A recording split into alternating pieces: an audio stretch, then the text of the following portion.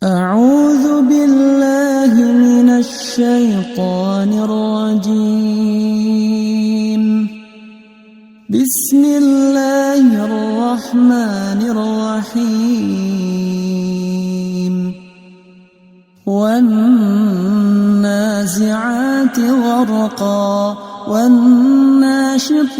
نشطا والسابحات سبحا فالسابقات سبقا فالمدبرات أمرا يوم ترجف الراجفة تتبعها الرادفة قلوب يومئذ واجفة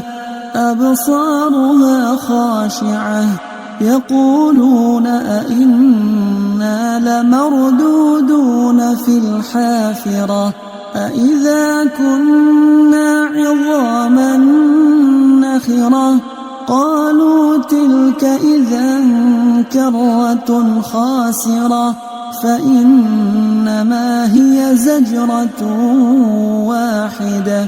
فإذا هم بالساهرة هل أتاك حديث موسى إذ ناداه ربه بالوادي المقدس طوى اذهب إلى فرعون إنه طغى فقل هل لك إلى أن تزكى وأهديك إلى ربك فتخشى فأراه الآية الكبرى فكذب وعصى ثم أدبر يسعى فحشر فنادى فقال أنا ربكم الأعلى فأخذه الله نكال الآخرة والأولى إن في ذلك لعبرة لمن يخشى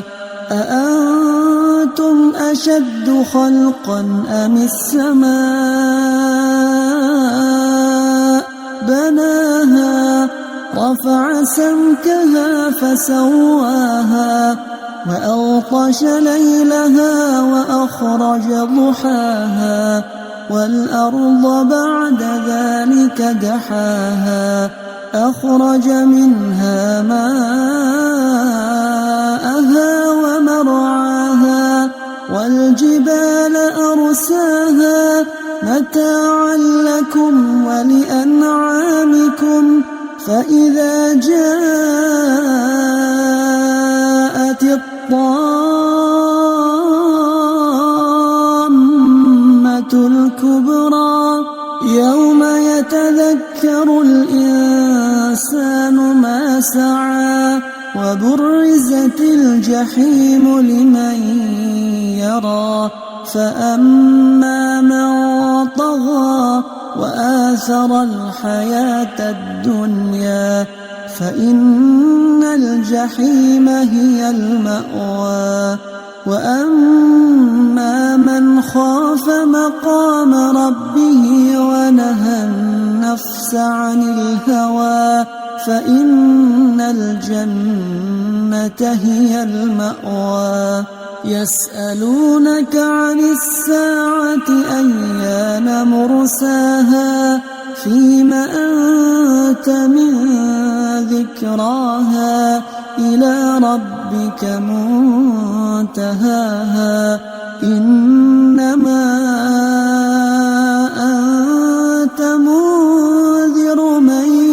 يخشاها كأنهم يوم يرونها لم يلبثوا إلا عشية أو ضحاها.